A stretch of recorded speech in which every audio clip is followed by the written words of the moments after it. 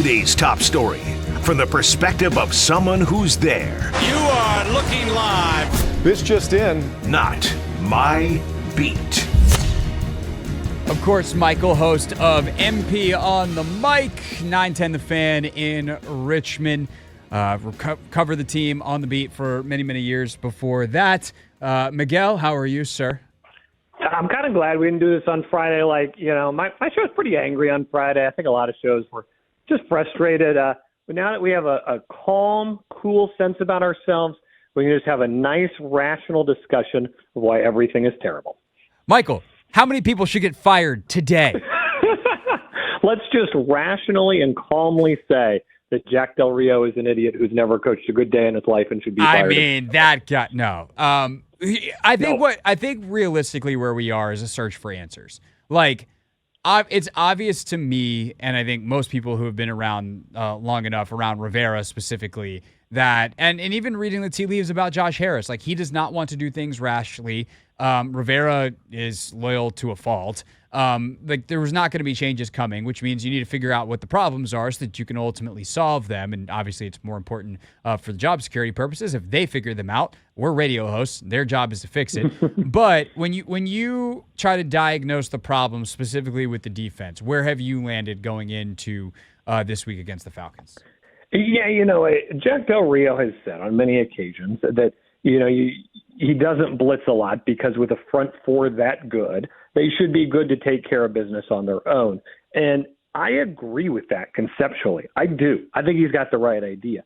The problem is I do get the sense other teams are taking advantage of that policy, so to speak, and are really taking advantage of the fact that they know it's not coming and they can draw up plays accordingly. Even if you just turn the dial a tiny bit and blitz very occasionally, you at least make the other team respect that it's going to happen. We had this discussion about play action after week one, right?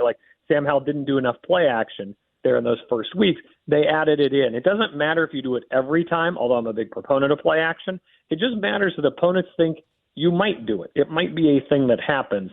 I think that's a big issue here. Obviously, Emmanuel Forbes, you've got individual players. Benjamin St. Juste underachieved on Thursday night.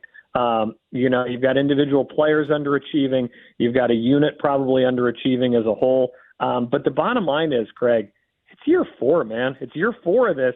The slow starts are supposed to be behind us by now. Yeah, no, I think that's definitely true. The slow starts. Hey, man, how many? And I would have to go back and look at Carolina, but it definitely feels like they had some slow starts down there as well. So this is for sure a systemic problem with how Rivera runs his system. The question that we've been asking that I would ask you and want to ask you is, did we just simply overrate some of the talent here? When you look at guys like Cam Curl, not that they're bad, but they're not as great potentially as we thought that they were, or a guy like Derek Forrest. And obviously we're going to see, what the defense is like without him. But some of these pieces that were they've got great depth here or a star or a budding star there, they just didn't. I get what you're saying.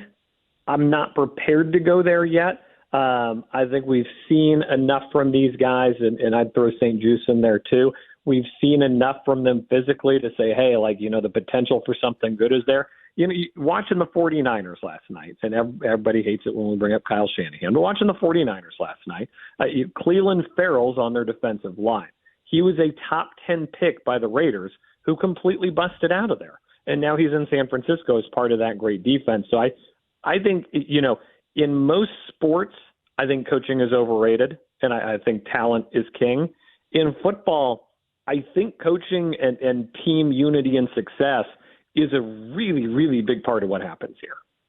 No, I think that's fair. I just do wonder if, the way we did it in the first hour is we gave Madden ratings because that's a language that everybody understands. Oh, yeah. And it's before the season, if you had told me Cam Curl's an 88, I would have been yeah, but he's not. He's an 84. And that matters. Or Percy Butler. I think Percy's a guy we're about to find out, obviously, a lot about with the Forrest news. But he's a 77. It's no, he's a 73, 74. He's not some hidden gem. He's an above average backup, which is good to have as a backup, but he's an above average backup. And I think that some of this is simply guys that are good football players are not better than we thought they were.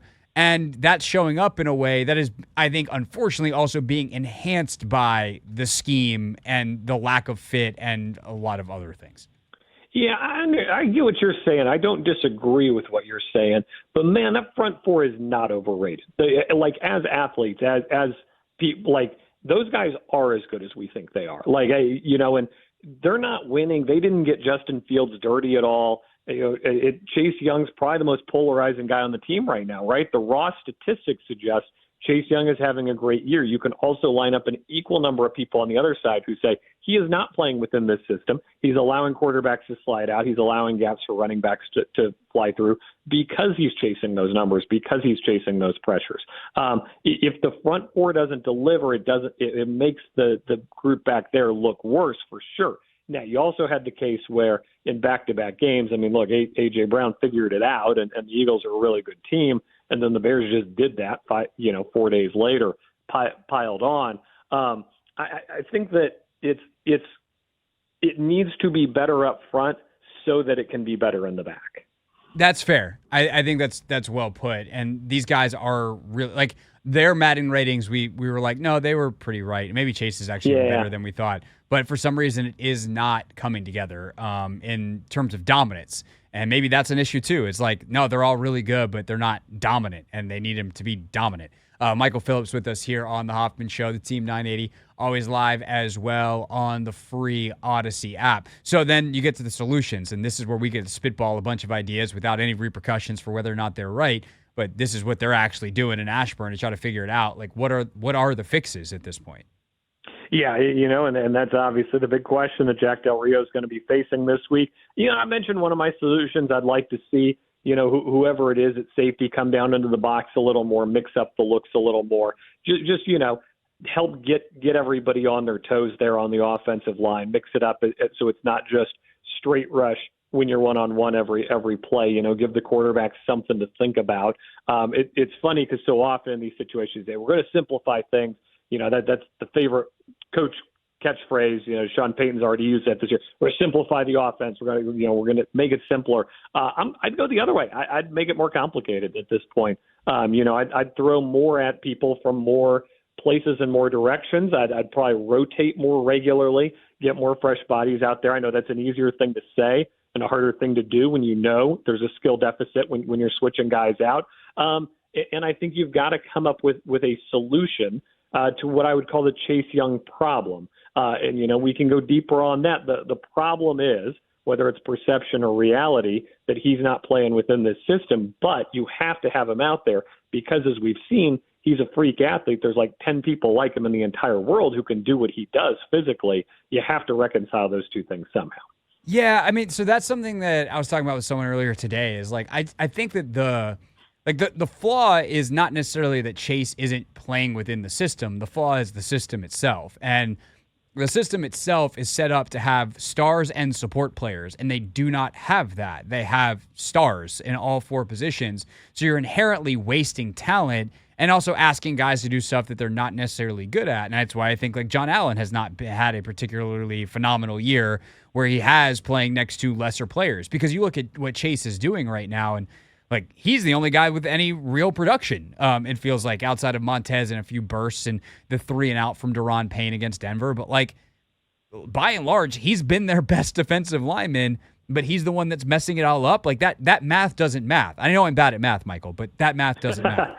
Yeah, and what's interesting about it up front is we talk about the NFL, man. The off season's so long, and everybody goes into their lab, and you wonder if they kind of rested on their laurels a little bit of, all right, this is a good defense. This can stuff the run. We like what we're doing.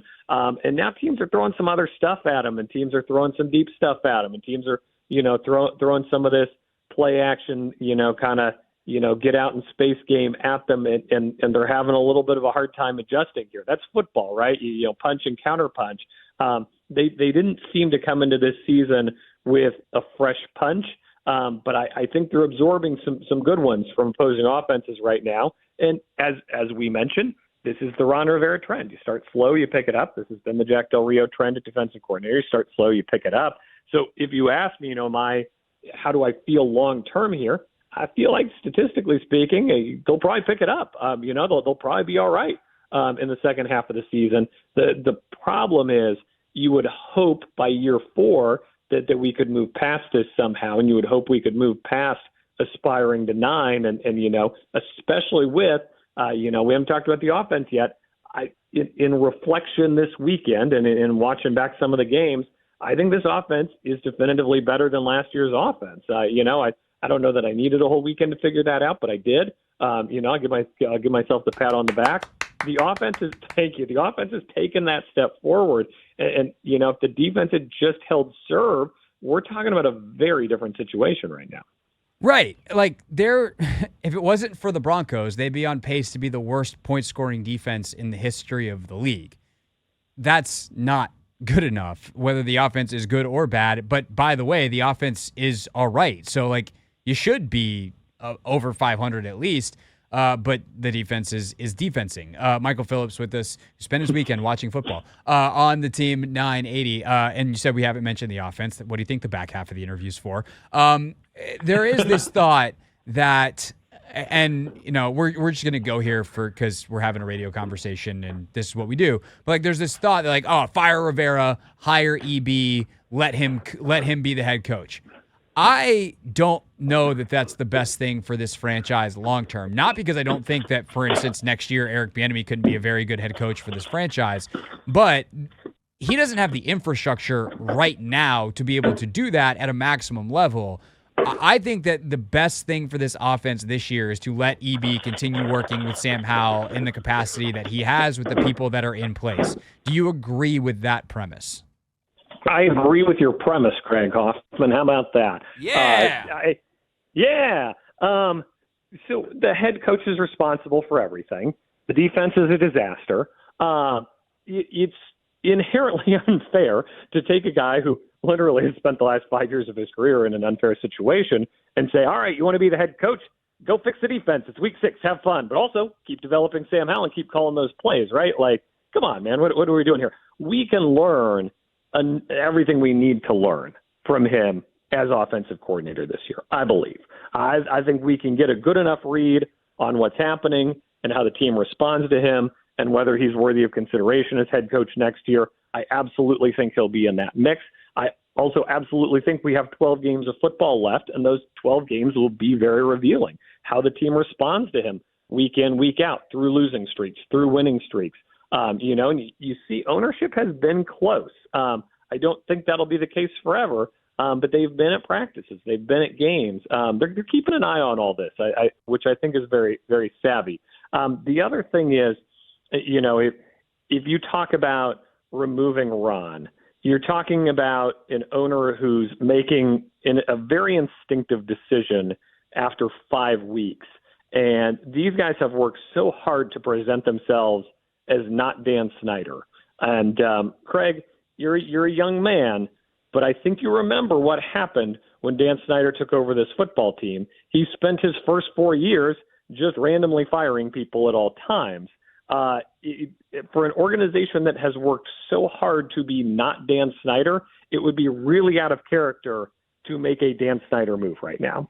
Right, which is totally unfair because that would be a measured decision in a way that was not fan emotionally reactive in the way that Dan was. And by the way, I remember it from afar. I was young, but I have read about it in books and newspapers because I'm a responsible person. What's a newspaper?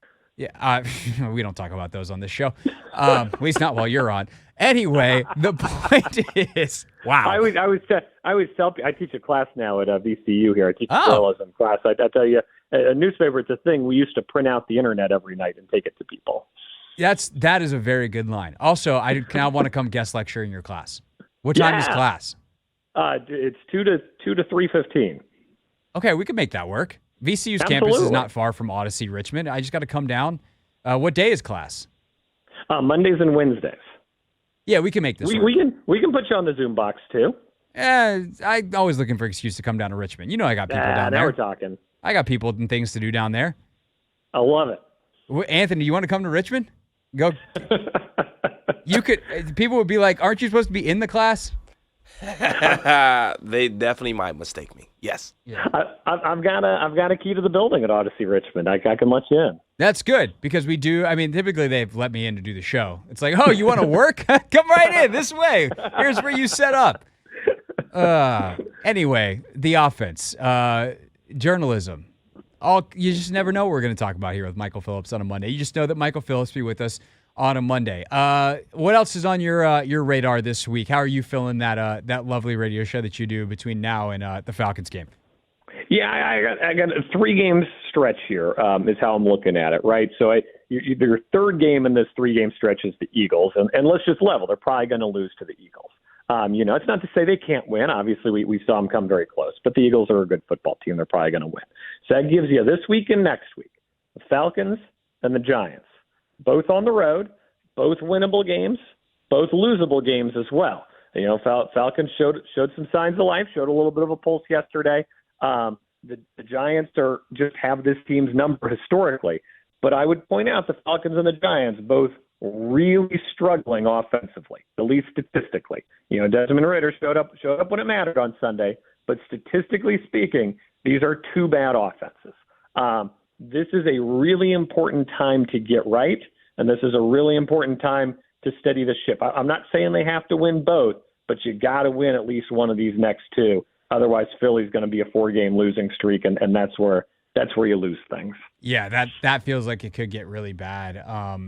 If they haven't won a game by Philly, good night. And by the way, if they lose to New York, the way New York's playing right now, that's gonna be brutal. But positive thoughts, Michael. Positive thoughts. And good luck with your class on Wednesday. It's a positive radio show. Yeah, that's us. We talk about everything. Tarek El-Bashir's coming on tomorrow. Get us ready for the cap season. Nice. Mike Barber's our college football guru. He'll be on. Nice. UVA is going to go 1-11 this year. We talk about that. So lots of stuff to talk about. Okay. We need to get some college football on the show later or tomorrow. The Miami thing was just insane. Yes, that was crazy. Plenty of stuff to talk about, both on this radio show and on Michael's, which you can listen to on the free Odyssey app every single day, 10 a.m. to noon on 910 The Fan, or if you're driving through down there in Central Virginia, give Michael a listen on the old radio box. Michael, thank you, sir, and we will talk to you next Monday. I look forward to it. Hey, this is DA, and you're listening to The Hoffman Show on the Team 980 and the Odyssey app.